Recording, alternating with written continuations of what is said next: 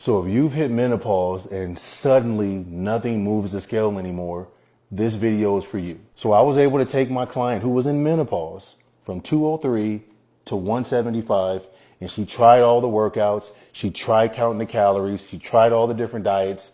She would lose some weight. She would gain it back. Nothing was working. She felt like she was broken. Fast forward 6 months later, we're at her goal. So let me take you step by step how I helped her finally get out of the 200s. And this is so important. I had to tell her the truth. I said, look, what is your expectations for reaching this goal? She told me that she thought this should only take 2 months to do. I said, look, when was the last time you were 175 pounds? She said it was 10 years ago. I said, let's slow down. Let's be a little more realistic. This is probably going to take you a little longer than you think. I think it's going to take you anywhere between 3 to 6 months. But like I said, it ended up taking only 6 months, right? And I told her, I said, the reason this is going to take you a little bit of time is because we're trying to primarily lose body fat, definitely not muscle and not just water weight. We want to lose fat. And healthy weight loss, you're probably only going to lose about 1 pound of fat per week. So let's be realistic.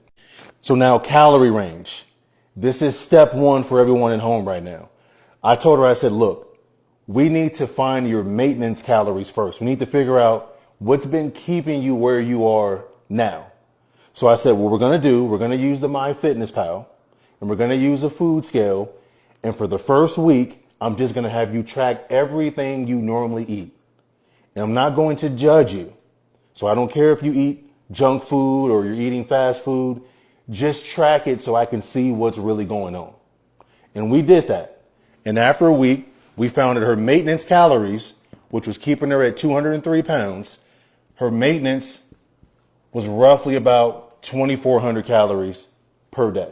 So now step two for you guys following at home, I told her, I said, now we need to go into a slight calorie deficit. We don't want to decrease the food calories too much because I'm going to increase your steps and increase your exercise from cardio and weight training. Those calories you're burning will contribute to that deficit as well. So we don't have to decrease the calories from food that much. So I only decreased her calories by 300. So she was at 2,100 calories moving forward. Now, protein intake, step number 3. This was so important.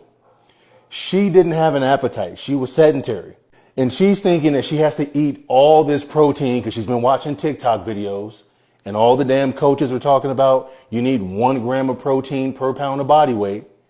And I told her, I said, in your case, you're going to try to eat 200 grams of protein and you're not even active. You don't have the appetite for that. So I said, initially, we're going to start off with a small amount of protein.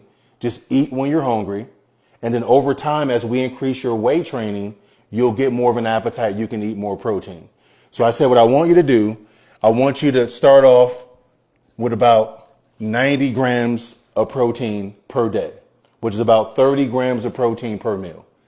Just start here. We're going to prioritize that. Now, for those of you at home, step 4, we talked about weightlifting. This was one of her biggest issues. She really didn't know what to do in the gym when it came to weight training. That's why in the past, she only did cardio.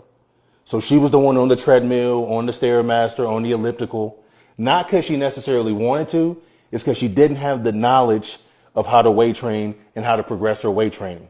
So I said, I can teach you all this. I can send you instructional videos. You can send me videos with your form and technique, and I can critique it. So you learning isn't going to be an issue. But I said, we do need to weight train because you need to build muscle that's going to increase that metabolic rate. And you need that, especially if you're in menopause. But also, you said you want to tone up as you drop this body fat. We need to do weights for that. So during the course of the program, I had her lifting weights anywhere between 2 to 3 times a week.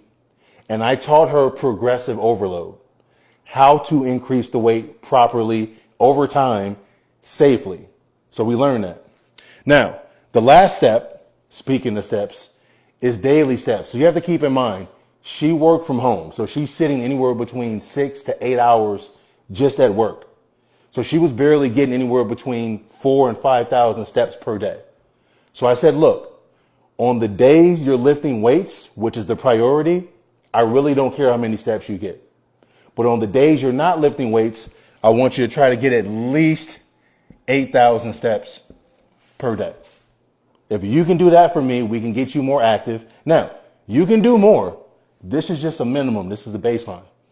So after all this was said and done, 6 months goes down the road. Now she feels more comfortable in her body. Now she's down to a healthier BMI. Now her blood work is a little bit better. Now she's toned up a little bit. The belly fat went down. This is what it's about. Now, as you can see, this doesn't happen overnight. This took 6 months. And the average person would be like, oh, I probably can do that in a couple of months. Maybe you can, but it probably wouldn't be the right way. So if you do this the right way, if you have the right system, you'll realize you're not broken. You just need to know what to do and how to do it right. So now here's your next step. If you would like something like this, some structure, some order to reach your goal, in the comment section, type ready so we can schedule a coaching call so we can discuss your goals.